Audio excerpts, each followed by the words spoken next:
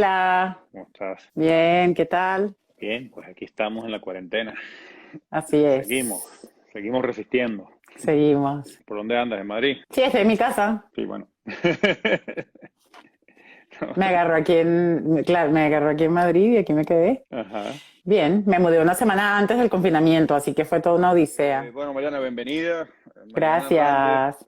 buena amiga que lleva el área de Creative Strategy en Google y YouTube, que ahora nos explicas un poco de qué se trata de eso, pero Sí, que también tiene la virtud, pues, de ser psicóloga.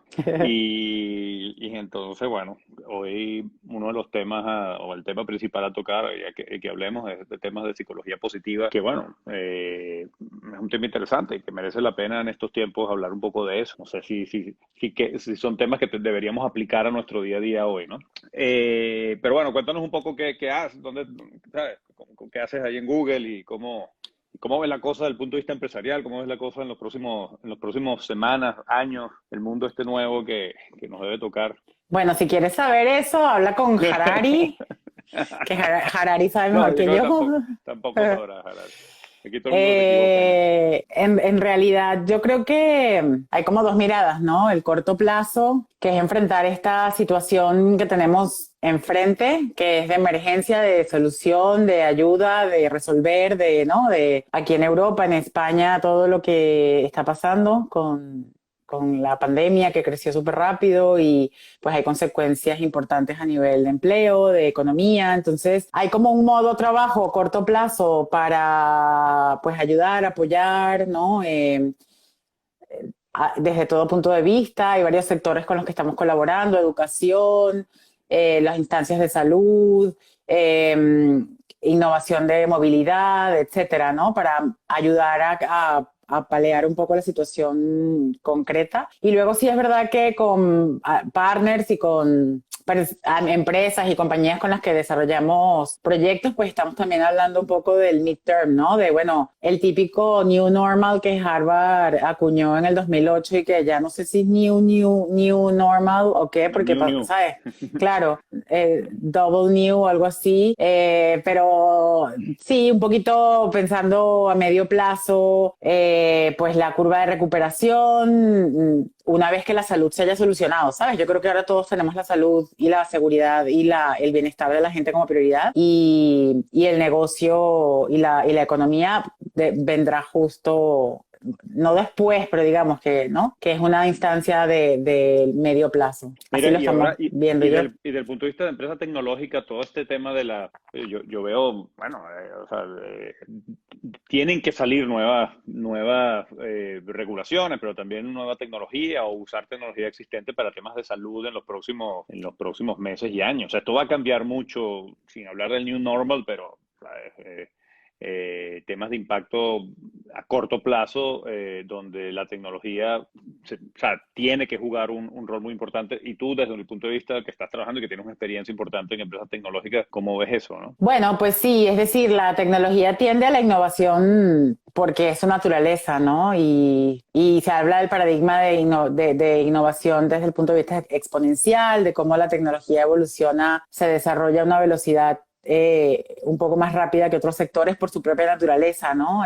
Pero yo te diría que de las cosas más interesantes que estoy viendo es cómo toda la comunidad de empresas tecnológicas se están primero que uniendo, trabajando en equipo y luego hay mucha innovación o más bien aplicación de los últimos de las últimas innovaciones, sobre todo en Machine Learning y en las soluciones de cloud para ayudar pues a los gobiernos a manejar pues data agregada para un montón de cosas, ¿no? Para visualizar por ejemplo, la pandemia, poder geolocalizar las zonas más complicadas. Entonces hay como diferentes áreas de innovación, asistencia inteligente también, se están desarrollando cosas por varias empresas para dar a los gobiernos y a las instituciones públicas capacidades para atender demanda importante de información o de asistencia a través de asistentes inteligentes. Entonces, sí, en general la tecnología está como preparada para enfocarse y al final creo que como toda industria curiosa y científica, esta es una situación muy desgraciada a nivel humano que todos lamentamos, la verdad, pero sí que es verdad que siento yo que en la tecnología cuando algo así pasa, entonces pues los ingenieros y los diseñadores se sientan a pensar, ¿y ahora qué puedo hacer yo con esto? ¿Y cómo lo puedo resolver, no? Entonces es como una mentalidad curiosa de solución y de aplicación de paradigmas que se han venido probando a lo que implica el COVID y a lo que implica el propio virus en sí. Incluso la molécula se ha estado estudiando por modelos de machine learning para entenderla y para poder modelizar sus potenciales escenarios de desarrollo. O sea, que hay cosas súper interesantes. Muy bien, muy bien. Oye, y entonces entrando más en la parte más humana de esto, que no es que la tecnología esté desconectada a la parte humana, porque creo No, que es importante, no, es una extensión de la humanidad la tecnología, ¿no? Nos extiende, nos convierte de hecho. en seres humanos la tecnología. Pero tú también has estudiado todo este tema de la psicología positiva, ¿no? Sí. Eh, ¿Esto con qué se come? Ok. Fíjate que hay un área súper bonita de conexión y hay un Ujú. movimiento generalizado que se puede llamar Digital Wellbeing o Mindful Technology y es como la tecnología se pone al servicio del bienestar sí, de la prosperidad humana, ¿no? Entonces sí que hay muchas áreas de coincidencia de la psicología con la tecnología, pero la psicología positiva a mí me parece un tema interesante ahora, sobre todo para los que no conocen, que empiecen a leer un poco, porque sí que es cierto que aunque lleva 20 años de desarrollo, no es súper popular como otros tipos de psicología y básicamente la historia es muy breve, pero creo que es interesante mirarla. La psicología ciencia y como disciplina vaya pues digamos por lo menos un par de siglos fuerte, pero sí que es cierto que la historia la llevó a enfocarse un poco más al diagnóstico y al tratamiento de trastornos mentales y enfermedades psicológicas porque era un poco la herencia de la medicina, ¿no? Ser una psicología curativa, terapéutica y que diagnosticara y curara pues diferentes situaciones psicológicas, depresiones, etcétera, ¿no? Todo lo que existe. Y en la mitad de la década de los 90 surgió un movimiento en Estados Unidos de varios psicólogos que empezaron a preguntarse por qué no estudiamos las capacidades y las cualidades humanas para generar prosperidad, bienestar, abundancia, balance, salud mental, ¿no? Porque no estudiamos la salud, porque llevamos mucho tiempo estudiando la enfermedad. Entonces, así nace la psicología positiva, que en inglés hace un poco más de sentido decir positive psychology. En español, sí es verdad que suena un poco como pudiera trivializarse, porque suena como una cosa de autoayuda y todos positivos y todos optimistas, y no es eso, ¿sabes? Es una psicología súper científica que se desarrolla básicamente en universidades. La cuna es Estados Unidos, Universidad de Chicago, por ejemplo. Está basada en un montón de estudios científicos y básicamente estudia eso, las fortalezas de carácter y las posibilidades del ser humano para eso, para enfrentarse a las dificultades, etcétera. Entonces, es Sí, muy en español científica, es muy pareciese, seria. en español Sí. pareciese que fuese, es que hay una psicología que no es positiva. Exacto, o sea, es que no ayuda, sí, yo creo que eventualmente el nombre se podría evolucionar. Era difícil encontrar, a mí me gusta más llamarla como psicología del bienestar, pero es que en realidad es psicología, no habría que ponerle un apellido, ¿no? La psicología estudia tanto la enfermedad mental como la salud mental, solamente que ahora hay un poco más de énfasis en la parte de estudiar las cosas que nos hacen saludables. Si te pones a pensar, según la OMS, el promedio de personas con enfermedades mentales diagnosticables es como entre un 15 y un 20% de la población general. Entonces hay un 80% de personas que somos relativamente normales, ¿no? Con nuestros Ujú. problemitas, pero que estamos Pero dentro de la nadie sabe el normalidad. secreto. Pero que también hay cosas que mirar allí, ¿no? Entonces sí que el nombre suena a eso y por eso me gusta divulgarlo porque si buscamos información y luego te puedo comentar libros y autores y voy a postearte algo para que lo pongas en la fundación como seguimiento de libros, creo que es muy importante ahora mirar lo que los estudiosos de la psicología positiva han estado proponiendo durante los últimos 20 años porque ayuda muchísimo a momentos como este, ¿no? Mira, ¿y qué propone exactamente? O sea, ¿cómo? Porque hoy en día, y cuando hablabas de autoayuda, ¿no? Todo el mundo está en búsqueda de la felicidad constante. Entonces, la gente cuando no es feliz se frustra. Y entonces, Sí. oye, es que no estoy feliz, entonces estoy frustrado. Eh, ¿cómo relacionamos eso? O sea, ¿qué busca la psicología positiva? Sí, hay uno de los mitos principales y que ha sido como la psicología positiva ha sido criticada por esto, pero no es la esencia verdadera de esta disciplina. Es que que solamente defiende el optimismo, la felicidad y una alegría artificial y permanente, como que todos podemos ser felices todo el tiempo y todos somos positivos y lo malo no existe. Eso es totalmente falso, ¿vale? La psicología positiva, de hecho, es una de las que más ha estudiado la resiliencia, que es un concepto que se está oyendo hoy en día cada 5 minutos. ¿Y qué es la resiliencia? La resiliencia viene del estudio de los materiales y de los metales en ingeniería y la resiliencia desde el punto de vista técnico es la capacidad de un metal o un material para volver a su estado original después de sufrir un fuerte impacto, ¿no? Tú le das un golpe fuerte a un material que está hecho para amortiguar y debería ser capaz de volver, ¿no?, a su forma original porque si no, no protege. Entonces luego la resiliencia se toma para entender al ser humano y en realidad la resiliencia para nosotros ahora es la capacidad que tenemos de recuperarnos después de una crisis. O sea, las crisis están aceptadas, las crisis son parte de la vida, ¿vale? Pero sí que es verdad que la resiliencia es cómo nos recuperamos después de una crisis, cómo significa, con qué herramientas, con qué velocidad, con qué tipo de transformación personal, ¿no?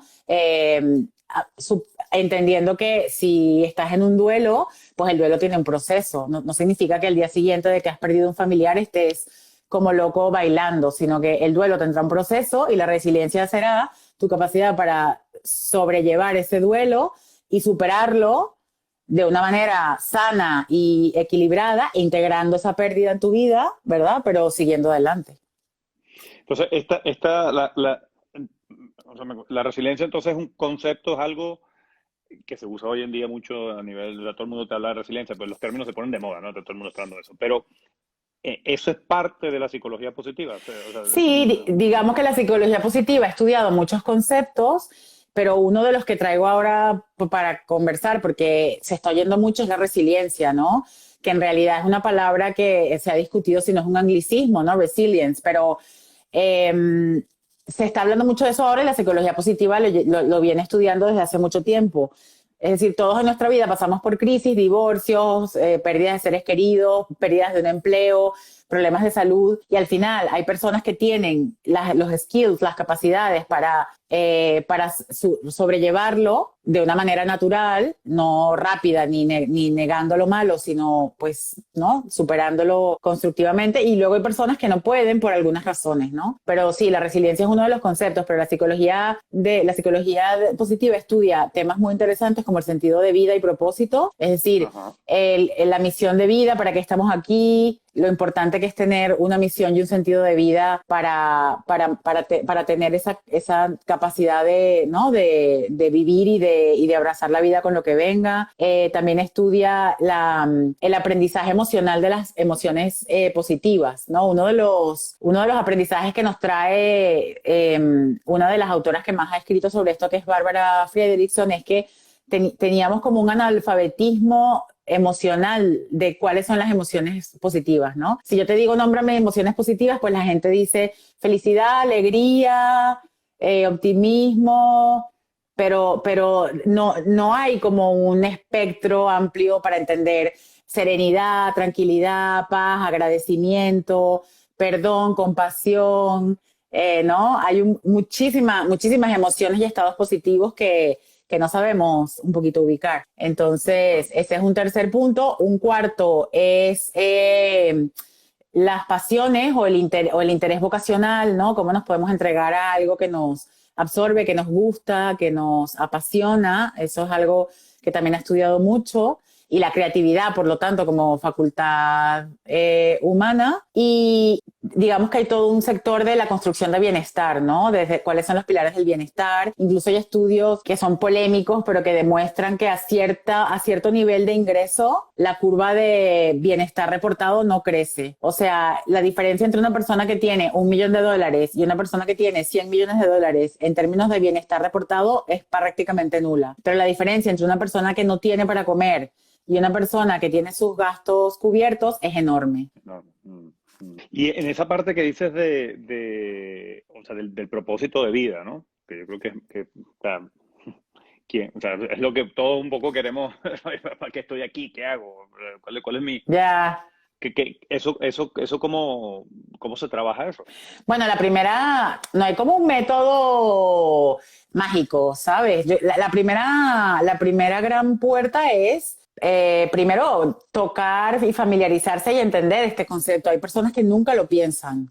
No, tú dices que es muy común y a lo mejor es común, pues sí, entre ciertos grupos, ¿no? Pero en general, muchas personas no se preguntan cuál es su propósito de vida, ¿no? Porque no es algo para lo que nos han educado.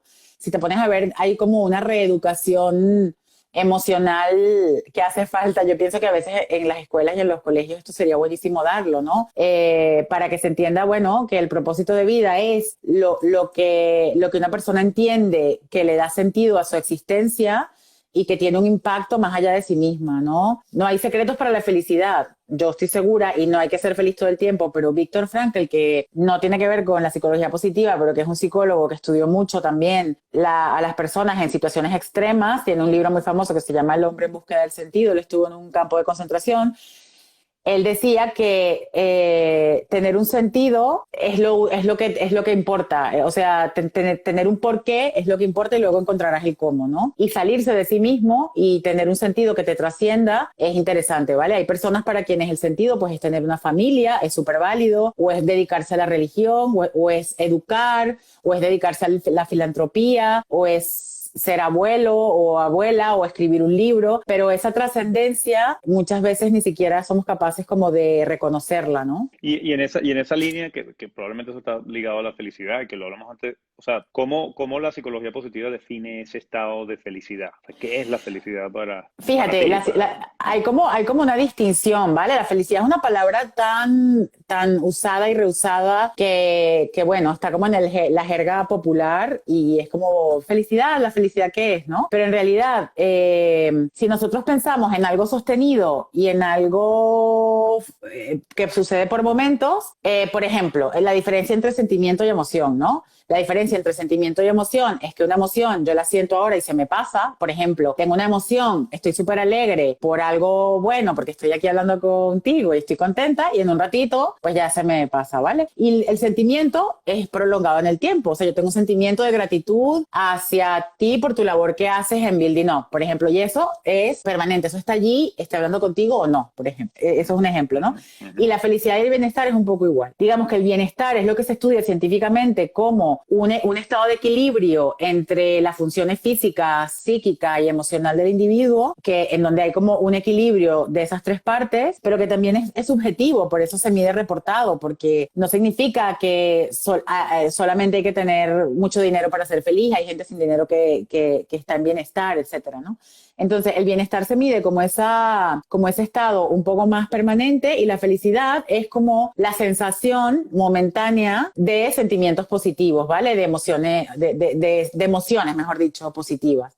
Pero la felicidad constante no existe porque la felicidad es fluctuante. Esa es un poco la diferencia. Sí. Entonces, por eso se mide más el bienestar. Sí, la felicidad no puede ser un objetivo, ¿no? No, la felicidad no, es una consecuencia. O sea, yo, por ejemplo, puedo tener, y me ha pasado en estos días, a ti te habrá pasado, llevamos cuántos días encerrados, 30 y tantos, ¿no? Y yo la verdad he salido muy poco, porque primero he tenido mucho trabajo y segundo, la verdad, no tengo mucho que hacer fuera, más allá de comprar alguna cosa, y hay momentos difíciles. O sea, yo he tenido momentos difíciles de, estoy agotada, necesito salir a caminar, ¿no? el encierro constante día tras día, parece el día de la marmota. Sí, sí, sí, totalmente. ¿No? Sí, claro. Y he tenido momentos bajos. Entonces, en ese momento tú me preguntas, Mariano, del 1 al 10, ¿cuál es tu nivel de bienestar? Yo te digo, la verdad, 9. Mi vida es muy buena. Pero si en ese mismo momento me preguntas, ¿y cuál es tu nivel de felicidad? En ese momento te hubiera dicho 3. Ujú, ujú. ¿No? Esa es la diferencia. O sea, tengo un buen nivel de bienestar, pero en este momento me pillas con un bajón porque estoy agotada del confinamiento. Y en esa línea, o sea, bueno, hay gente que está pasando situaciones complicadas en todas partes del mundo. Tenemos también una situación en Venezuela complicada, exponencialmente complicada. Sí. ¿Qué hacemos? O sea, ¿cómo con esto bueno, sabemos que, que nos gustaría, pero ¿qué se puede hacer con herramientas de psicología positiva o sí, con mensajes de psicología positiva para ayudar a gente en la situación actual o para aconsejar a gente en la situación actual? Bueno, no quiero aconsejar porque es un poco Ujú, difícil, ¿no? Pero ujú, sí que pienso, quizá hay 3 temas que sean interesantes explorar en un entorno que tiene como doble complejidad, ¿no? La situación actual y el contexto. Primero, una de las variables que más correlaciona con el nivel de bienestar es las relaciones, la ujú. red de relaciones, ¿vale? Entonces, creo que eso es algo que existe en los países latinos, en donde el confinamiento todavía no se ha hecho como una ley por diferentes razones y a veces he estado pensando mucho en eso, ¿sabes? Si en sociedades donde una parte de la población necesita producir y salir todos los días a hacer algo, se puede confinar a la gente de una manera total, pero bueno, eso es otro tema. Pero sí que es cierto que la parte de la capacidad resiliente de los latinos, creo yo, que viene de esa inteligencia social, ¿sabes? Que existe, eso no hace falta simplemente notarlo, ¿no? Notar que es muy importante las redes sociales de amistad, familiares, no importa si estás con la persona físicamente o estás con la persona por videoconferencia, pero hay una correlación positiva muy alta entre las personas que tienen una red de soporte importante en su vida versus las personas que no. ¿Vale? El aislamiento social real, no el que estamos viviendo nosotros, que es físico, es muy, muy perjudicial para el bienestar. Entonces, ese pilar social es muy relevante para enfrentarse a situaciones críticas y las redes de soporte, ¿vale? Por eso todo lo que son comunidades, colectivos, ¿no? Todo lo que hacen las iniciativas para congregar gente alrededor de un problema o de un Ujú. objetivo o de algo, ¿no? El otro día hablaba con Proemprendimiento, que hace todo este trabajo con las startups allá en Venezuela, y ellos están haciendo un montón de trabajo para unir a las startups alrededor del pensamiento. Entonces, esa sensación de comunidad ayuda a la resiliencia. El segundo punto es la gratitud. Y ese es un punto polémico porque, claro, hay veces que se puede decir, pero ¿qué voy a dar gracias si lo único que tengo son problemas? Y parte de eso es lo que hay que cambiar, ¿vale? La gratitud es un aprendizaje, es una habilidad que se tiene que aprender. Y no digo ir por ahí abrazando árboles ni decir, ay, gracias cielo, gracias sol, pero sí que es cierto que en la medida en que tengamos vida y temas que hacer y en la medida que estemos aquí, Mm. la gratitud es una herramienta muy importante y tendemos más a la queja. Y lo mismo, miles de estudios, bueno, miles, cientos de estudios te muestran que la gente que se queja verbalmente más de su vida en general son más infelices y tienen estados de bienestar menores. Y la gente que agradece, así sea, me estoy tomando este café, hoy hace un buen día, pude hablar con mi amiga, me pude dar una vuelta por el parque. La gente que se da cuenta y aprecia y saborea esos momentos logra mantener mejores niveles de bienestar y es más resiliente. Y luego el tercer punto que veo mucho sucediendo también en Latinoamérica es la creatividad, ¿vale? El ingenio. Hay un psicólogo que voy a recomendar, el apellido es súper difícil y lo tengo que escribir, pero se llama Mihaly Csikszentmihalyi y él estudió cómo la creatividad ayuda a la realización, ¿vale? Y la creatividad puede ser cualquier cosa, desde hacer un pan hasta pintar un super cuadro, ¿no? Pero esa entrega y esa puesta en práctica de cualquier labor creativa e ingeniosa ayuda muchísimo también a ese sostenimiento del bienestar. Entonces, serían esas 3 cosas, relaciones sociales, gratitud y creatividad. Fíjate. Y en esa línea de las relaciones sociales, bueno, o sea, yo a veces pienso, oye, ¿qué pasa si esto hubiese sucedido hace 20 años? O sea, que este confinamiento hubiese sucedido hace 20 años. no tendríamos las redes, o sea, no tendríamos la capacidad de tener estas relaciones sociales como a lo mejor en este momento, ¿no? Sí lo podemos tener. O sea que Claro. la tecnología allí está jugando un papel muy importante. Pero fíjate que también la humanidad vivió, ¿cuántas pandemias ha habido? Y lo estaba leyendo el otro día, ¿no? Las historias de las pandemias, las de Sí, sí. 1600 no sé cuánto, la gripe española, que aquí todo el mundo dice que esa gripe no era española, pero bueno, Sí, se sí, llamó así. Y tú y mucha más lees. en el pasado que no hay ni registro. Sí. Claro, yo he estado leyendo autores que describían lo que estaba pasando en esas épocas y parece que lo hubiera escrito alguien hoy, ¿no? Salía a la calle, no había nadie y la gente que había mira al suelo, ¿no? Cabizbajo. Yo no digo que estemos así, pero yo creo que al final del día, en ese momento y en ese contexto histórico, las personas tenían otros pilares de resiliencia, ¿sabes? No, o sea, Ujú, la tecnología ujú. está aquí ahora y nosotros no nos podemos imaginar la vida sin la tecnología, es evidente, pero también es evidente que hace 100 años nadie se lo planteaba, ¿no? Entonces, Sí. sí, En estos días, aquí pusieron el nombre del autor que mencioné exactamente, Mihaly Mihaly Csikszentmihalyi. Csikszentmihalyi. Csikszentmihalyi, sí, es una maravilla. Muy Luego yo maracucho. los voy a, es maracucho. Luego yo los voy a publicar, ¿vale? Fenomenal. Bueno, ya estamos más o menos en tiempo, ¿no? Quería dar una anécdota que es que en estos días, ¿sabes que en las máscaras estas venecianas que veía yo la- estas máscaras con unos picos largos, ¿no? Ya estoy averiguando que eso se usaba, por supuesto, en la peste y ahora uno le ve la lógica porque era para mantener la gente un poco alejada, para mitigar el olor, para una serie de ventajas. Y cuando hablabas de que en su momento en las otras pestes, pues la gente usaba sus métodos también de resiliencia y tal. Así es. Cada época tiene sus cosas. Bueno, Mariano, un gusto. La verdad es que este tema de psicología positiva en el mundo del management y de las empresas se está usando ahora un concepto que es positive leadership, ¿no? Liderazgo positivo, el uso de todas estas herramientas de psicología positiva aplicadas a las Sí. empresas y aplicadas al management y leadership en general, ¿no?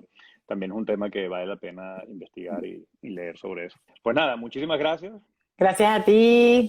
Un abrazo fuerte Igual, cuídate y que mucho. tú también tienes tus diálogos ¿cómo se llama? En Instagram, así que todos invitados también a ver a Mariana en los diferentes chats. Vale, muchas gracias. Un beso a todos. Chao. Hasta luego.